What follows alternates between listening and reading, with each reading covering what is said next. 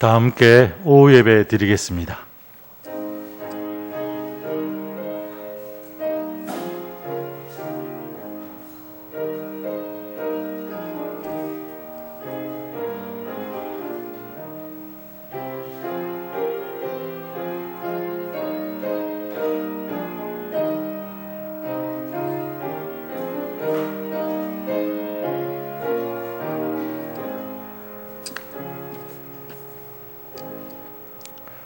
자비로우신 하나님 아버지, 주님의 백성들이 오후 시간에도 주님 앞으로 나왔습니다. 우리를 기뻐 받아주시고 주님의 영으로 가득 채워주옵소서. 예수님 이름으로 기도드립니다. 아멘. 찬송가 302장입니다. 302장 박수 치시면서 찬송 드리겠습니다.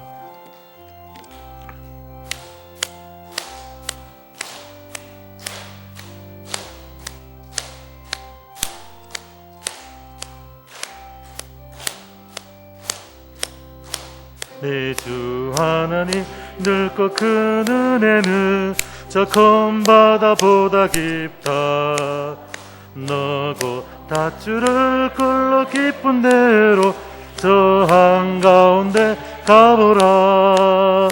언덕을 떠나서 창파의 배 띄워 내 주 예수 은혜의 바다로 내 맘껏 져가라. 왜 너 인생은 언제나 거기서 저 큰 바다 물결 보고 금이 모르는 깊은 바다 속을 한 번 헤아려 안 보나. 언덕을 떠나서 창파의 배 띄워 내 주 예수 은혜의 바다로 내 맘껏 져가라. 많은 사람이 얕은 물가에서 점픈 바다 가려다가 찰싹거리는 작은 파도 보고 마음 약하여 못 가네. 언덕을 떠나서 창파의 배 띄워 내 주 예수 은혜의 바다로 내 맘껏 져가라. 자고 가거라 이제 곧 가거라 저 큰 은혜 바다 향해. 자고 내 너를 저 깊은 데로 가라. 막막한 바다로 언덕을 떠나서 창파의 배 띄워 내 주 예수의 바다로 내 맘껏 져가라. 하나님 아버지, 크신 사랑으로 우리를 택하셔서 왕같은 제사장, 거룩한 나라, 하나님의 소유된 백성 삼아주심을 감사드립니다. 오직 하나님의 영광을 위해 하나님만 섬기며 예수님과 연합하여 제사장 나라의 사명을 잘 감당하게 하여 주시옵소서. 코로나19로 인해 전 세계가 어려움을 겪고 있습니다. 코로나19가 속히 종식되어 예배가 회복되고 고통당하는 이웃을 위로하여 주시고 도와주시옵소서. 이 나라와 이 민족이 이 위기를 통해 하나님을 경외하게 하시고 대통령과 위정자들에게 위기를 극복할 힘과 지혜를 주시옵소서. 새 교회당이 건축 중에 있습니다. 완공되어 입당하는 날까지 순조롭게 진행되게 하시고 주님 오실 때까지 우리 도원교회에 주신 사명들을 잘 감당하게 하시고 땅끝까지 구원을 확장하며 이웃을 섬기며 다음 세대를 준비하는 교회가 되게 해 주십시오. 교회 학교에서 자라는 다음 세대가 하나님 말씀 안에서 예수님처럼 키와 믿음이 자라며 하나님의 은혜가 충만하게 해 주십시오. 교회 학교를 통해 장래의 성전의 두 기둥 같은 인물들이 많이 배출되게 해주시고 섬기는 교육자와 교사들을 축복하시고 복음의 능력과 하나님이 주신 은혜로 잘 감당하게 해주시옵소서. 이 예배를 주님 받으시고 말씀을 전하시는 목사님에게 성령의 능력으로 임하시며 듣는 저희들에게 큰 은혜 내려주십시오. 우리의 대제사장 되시는 예수님의 이름으로 기도드립니다. 아멘.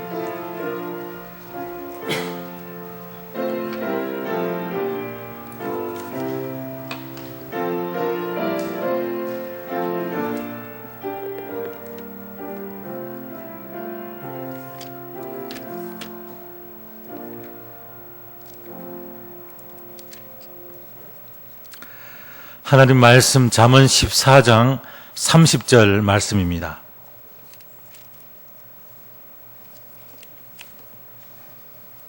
잠언 14장 30절 말씀 함께 읽겠습니다. 평온한 마음은 육신의 생명이나 시기는 뼈를 썩게 하느니라. 아멘. 옛말에 사촌이 논을 사면 뭐가 아프지요? 배가 아픕니다. 남이 잘 되는 것을 못마땅히 여기는 그런 안 좋은 마음입니다. 저는 아직까지 사촌이 논을 사면 왜 배가 아픈지 잘 모르겠습니다. 그런데 조금만 생각해 보면 남이 잘 되는 일이 사실은 우리에게도 도움이 되지요. 적어도 자신에게는 피해가 되지 않는다는 것 우리가 잘 알고 있습니다. 하지만 이걸 잘 알면서도 사람들은 남을 시기하는 그런 죄성을 가지고 있습니다. 그래서 오늘 말씀 잠언 14장 30절 말씀을 다시 한번 같이 읽겠습니다. 시작. 평온한 마음은 육신의 생명이나 시기는 뼈를 썩게 하느니라.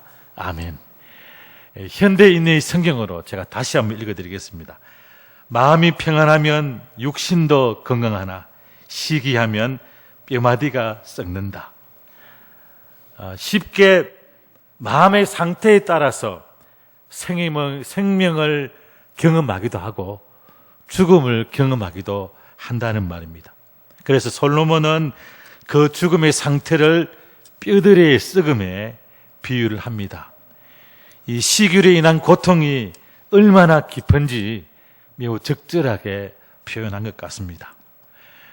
우리가 살아가면서 지켜야 할 것들이 많이 있죠. 건강을 지키는 일, 사업을 지키는 일, 가정을 지키고 우리 자녀를 지키는 일, 모든 게 쉽지 않습니다. 그러나 마음을 지키는 것이야말로 가장 힘든 일입니다.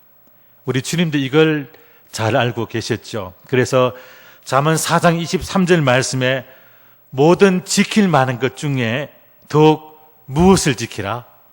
내 마음을 지키라. 생명의 근원이 이에서 남이니라. 행복도 생명도 우리 마음에서 납니다. 그래서 우리 마음을 그냥 방치해 두면 다 무너지게 됩니다. 그것 중에 하나가, 그 마음 중에 하나가 시기인데, 이 시기는 성도들이 반드시 버려야 될 마음입니다. 모든 게 좋으면 좋겠지만 대인 관계 속에는 갈등이 있습니다. 온전한 자가 없기 때문입니다. 그런데 그 갈등의 시발점, 출발점이 시기입니다. 그럼 왜 시기하게 될까요? 생각을 좀 해보셔야 됩니다. 우리가 왜 시기를 하죠? 이 시기는 상대방과 나를 비교할 때 발생합니다. 이 너와 나를 비교하면 둘 중에 하나죠. 내가 이 사람보다 좀 높으면 우월감을 느끼고 좀 못하다 느껴지면 열등감을 느끼죠. 그런데 이게 예상외로 우리에게 익숙한 그런 모습입니다. 이 성장 과정 속에서 부모님들에게 또 학교에서 사회생활하면서 서로 비교하는 게 너무 자연스러운 그런 일이 되어버렸습니다. 그러다 보니까 이 시기심은 누구에게나 다 있습니다. 어떤 면에서 모든 사람에게 일평생 동안 지속된다고 말할 수 있습니다. 개와 달리기 해서는 안 되는 이유, 이런 글이 있습니다. 개와 달리기 해서 이기면 뭐죠? 개와 달리기 해서 이기면 개보다 더한 인간. 개와 달리기 해서 지면 개보다 못한 인간.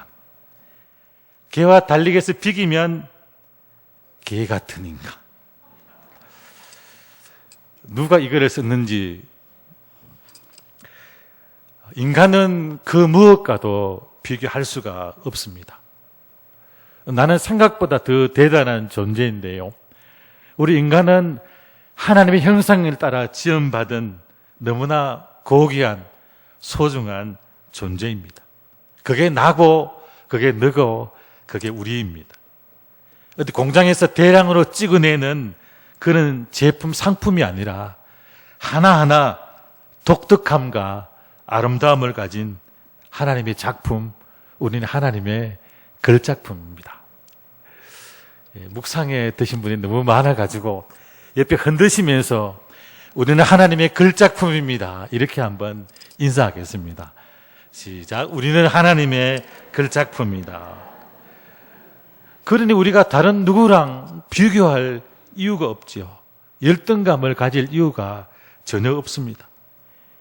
이 사단도 우리의 행복과 감사를 빼앗아가려고 늘 노력하는데, 이 사단이 우리의 행복을 빼앗아가는 도구가 바로 비교하는 겁니다. 다른 사람과 비교하는 거예요. 정말 유명한 성자 한 분이 계셨습니다. 이분의 형제가 한 명 있었는데 그 형제도 하나님 앞에 헌신한 분입니다. 이 성자를 넘어뜨리기 위해서 마귀가 온갖 방법을 다 씁니다. 돈, 여자, 명예, 갖가지로 유혹했지만 절대로 넘어가지 않습니다. 그때 이 마귀 대장이 성자에게 가서 딱 한마디 했는데 성자의 얼굴색이 싹 변합니다. 뭐라고 한 줄 아십니까? 네 동생이 교회의 주교가 되었어. 무슨 말인지 모르십니까? 내 이웃이 잘 될 때 그것이 나쁜 것이 아니라 내게도 유익이 된다는 것을 아셔야 합니다. 그래서 우리 믿는 사람들은 내 이웃이 잘 되도록 늘 기도하고 축복해야 됩니다. 비교해가지고 나보다 더 잘 된다고 시기하지 말고 이웃의 기쁨을 함께 누릴 수 있도록 우리 마음을 활짝 열어야 합니다. 시기하면 어떻게 되는 줄 아십니까? 야고보서 3장 16절에 보면 시기와 다툼이 있는 곳에는 혼란과 모든 악한 일이 있습니다. 생각을 한번 해보시기를 바랍니다. 우리가 시기할 때 어떻게 하죠? 먼저 상대방의 흠을 찾습니다. 편견을 갖고 좋지 못한 소문을 퍼뜨립니다. 그러다 보면 상대방은 감정을 상하게 되고 결국에는 서로가 싸우게 되어 있습니다. 엉뚱한 일에 물고 늘어져서 급기야는 악한 행동까지 번지게 됩니다. 가끔 매스컴 같은 걸 통해서 저런 내용이 나오죠. 이 불특정 다수를 막 공격하는 거, 할머니를 공격한다든가 젊은 처녀를 공격한다든가 아무런 이유도 없는데 주차해놓은 고급 차들을 타이어를 다 빵꾸 내면서 다닙니다. 음식물에 독극물도 넣고 또 연쇄적으로 방화도 하고 이런 사례를 요즘 너무나 많이 찾아볼 수 있지요. 이게 다 그 마음속에 시기와 분노가 가득 찼기 때문입니다. 그러면 내 마음은 점점 황폐해지고 무엇을 해도 집중을 할 수가 없습니다. 그러다 보면은 이 삶의 자신감도 잃어버리고 이게 지속되면 내 삶도 꺼이고 심지어는 건강도 잃어버립니다. 악순환이 계속해서 반복이 됩니다. 그래서 이런 총체적인 상황을 오늘 말씀에 뼈의 썩음이라 이렇게 표현한 겁니다. 평온한 마음은 육신의 생명이나 시기는 뼈를 썩게 하느니라. 쉽게 우리가 시기하면 남을 상하게 하지만 자신도 상하게 되고 모두를 망치게 하는 무서운 것이 시기다, 이 말입니다. 이 성경에 좋은 예가 나오죠. 이 다윗이 골리앗을 죽인 후에 급부상하죠. 이 백성들 사이에 다윗은 거의 영웅 대접을 받습니다. 이 역사적 배경을 이해한다면 충분히 알 수 있습니다. 사울보다 다윗을 더 칭송합니다. 사울은 천천히요, 다윗은 만만이라. 여기까지는 좋은데 이 소리를 들은 사울이 어떻겠습니까? 시기심에 불타오릅니다. 그러다 보니까 다시 악신에게 붙들리게 됩니다. 이게 얼마나 심각한 문제를 일으키는 줄 아십니까? 이 이스라엘은 사사시대부터 블레셋 때문에 엄청난 고난, 순환을 겪었습니다. 그래서 이 블레셋과의 전쟁에서 승리는 이스라엘에게 너무나도 큰 기쁨입니다. 오늘 승리했는데, 그런데 사울이 시기심에 빠지자 승리의 기쁨은 온데간데 없이 사라집니다. 기쁨의 순간이 불쾌감으로, 분노로 바뀌어 버립니다. 당연히 이 시기심 때문에 사울은 이 다윗을 불신하게 됩니다. 신뢰가 깨어집니다. 또 더 나아가서 다윗이 왕이 될까봐 두려워합니다. 그런데 사실은 다윗이 사울에게 불신을 받을 어떤 행동도 하지 않았죠. 그냥 사울 스스로가 시기심에 빠져서 이렇게 된 것이죠. 이렇게 상대방과 나 사이에 관계에서 시기심이 생기면 모든 것을 쇠강경을 끼고 바라볼 수밖에 없습니다. 이게 지속되면 관계는 그 어떤 관계든지 깨어질 수밖에 없습니다. 그 결과 사울왕은 다윗을 경계하고 실제로 다윗을 죽이려고 10수년 동안 다윗을 쫓아다닙니다. 이런 모든 게 사울이 다윗과 자신을 비교하고 있기 때문입니다. 시기했기 때문입니다. 이뿐만이 아닙니다. 이 가인은 동생 아벨에 대한 시기심으로 이 동생 아벨을 죽이지요. 이게 인류 최초의 살인입니다. 그게 형이 동생을 죽인 사건입니다. 야곱의 형제들도 만만치 않습니다. 이 요셉의 꿈 이야기와 아버지 야곱이 요셉을 더 사랑한다는 사실을 감당할 수가 없었습니다. 그래서 시기심으로 배다른 영생 요셉을 죽이기로 모의합니다. 한 사람만 그러느냐? 아니죠. 형제들 모두가 시기심으로 인해 이성을 잃어버린 것입니다. 아무리 배다른 동생이라 할지라도 형제를 죽이고자 하는 마음이 어디 있을까요? 그러면 어떻게 하면 이 시기의 마음을 우리가 버릴 수 있을까요? 어떻게 해야 우리 이웃의 기쁨에 진심으로 동참할 수 있을까요? 가장 먼저는 이 시기하는 게 얼마나 해로운 것인지 아셔야 합니다. 이걸 말씀을 통해서 깨달아야 합니다. 그리고 기도해야 되겠지요. 성령께서 내 마음을 지켜주십시오. 하나님, 내 마음을 변화시켜 주시옵소서. 혹 시기하는 마음이 나에게서 발견된다면 철저하게 이것을 회개해야 됩니다. 그러려면 하나님의 은혜가 필수입니다. 이 기도와 예배의 축복이 바로 여기에 있습니다. 여기에서 세상을 이기는 힘이 나옵니다. 예배의 은혜가 이 시기심을 뛰어넘게 만듭니다. 반대로 이 예배 시간에 은혜가 없으면 우리는 마음속에 관용하는 마음, 이것을 이길 수 있는 마음이 사라집니다. 그래서 원래 우리 성도 여러분이 드리는 모든 예배 시간이 은혜의 시간으로 가득해질 수 있기를 축복합니다. 교회는 사람들이 많이 모이기 때문에 특히나 이 시기심을 조심하셔야 됩니다. 또 하나는 자족하는 마음입니다. 이 달란트 비유 잘 아시죠? 각자에게 주어진 달란트가 다릅니다. 이 많이 받은 사람도 있고 적게 받은 사람도 있습니다. 여기서 우리가 깨달아야 될 게 뭐라고 했죠? 많고 적음은 중요하지 않습니다. 자신이 받은 것에 자족하고 그 받은 것을 가지고 최선을 다해서 열매를 맺어야 합니다. 이 다른 사람들의 것과 불필요하게 비교할 필요가 없지요. 그러면서 아주 건강한 자기 정체성을 가져야 합니다. 나는 하나님 구원받은 하나님의 자녀다.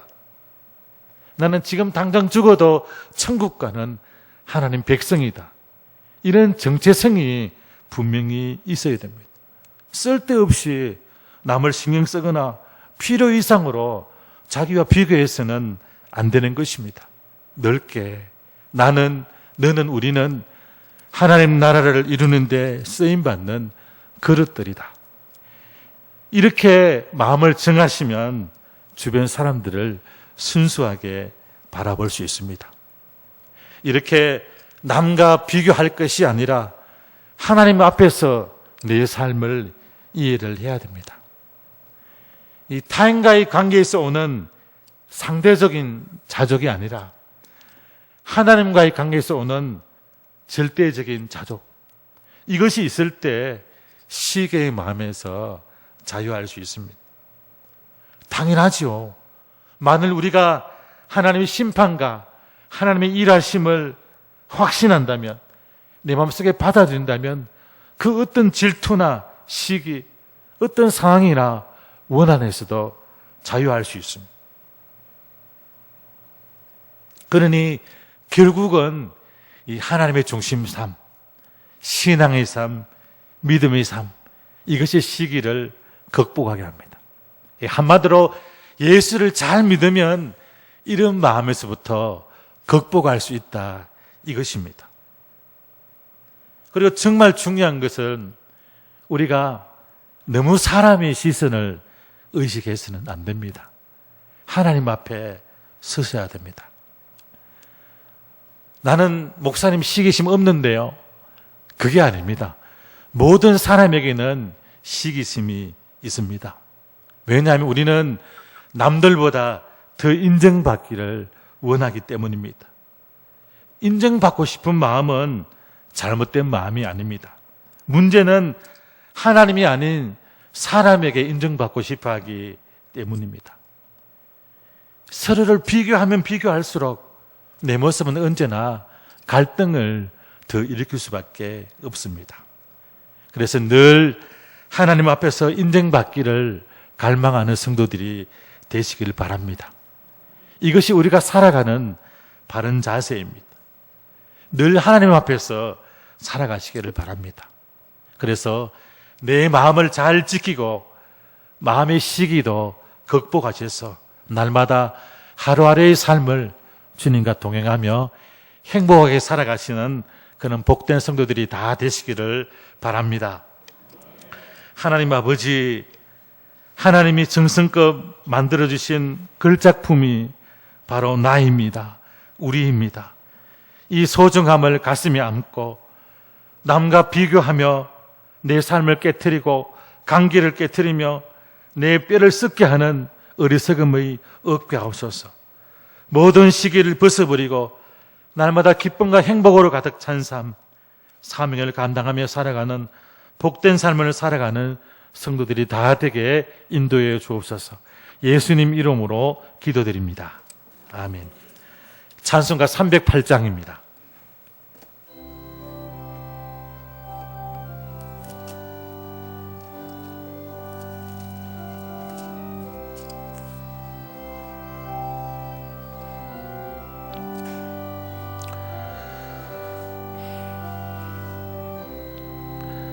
내 평생 살아온 길 뒤를 돌아보니 걸음마다 자옥마다 모두 죄뿐입니다.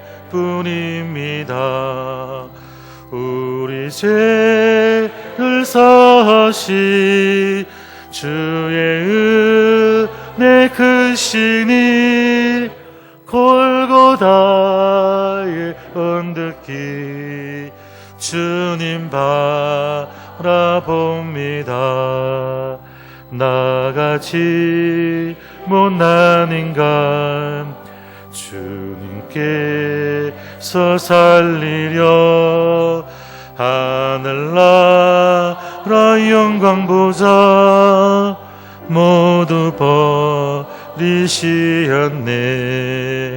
낮고 낮은 땅상에 사람 형상 입으신 하나님의 큰 사랑 어디에 다 견주림. 예수님 나의 주님 사랑의 주 하나님 이제 나는 예수님만 높이면서 살겠네. 나의 남은 인생을 주와 동행하면서 주님 사랑 전하며 말씀 따라 살겠네. 예배 후에 관계 훈련이 있습니다. 오늘 교회 청소는 14셈입니다. 다른 광고는 주보를 참조해 주시기 바랍니다. 다 함께 폐송 드리겠습니다.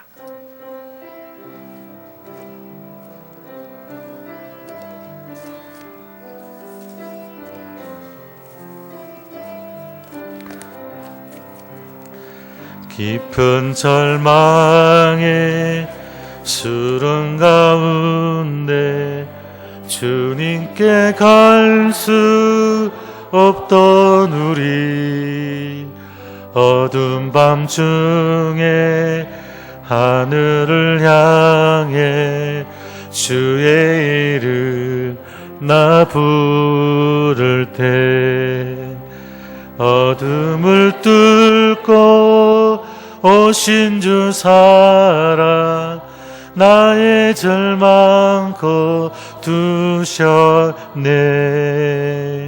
주님의 공로 다 이루셨네. 주 예수 나의 산소만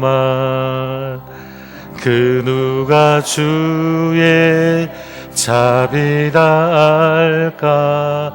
한없는 은혜 청량할까. 영광을 떠나 이 땅에 오신 사람 되신 구주 예수. 주의 십자가 내게 말하네. 영원히 난 용납됐네. 아름다우신 왕 나는 주의 것. 주 예수 나의 산소망. 할렐루야 주를 찬양하여라. 할렐루야 자유케 하셨도다. 죄의 저주 끊으시 주께 구원이 있도다. 주 예수 나의 산소망.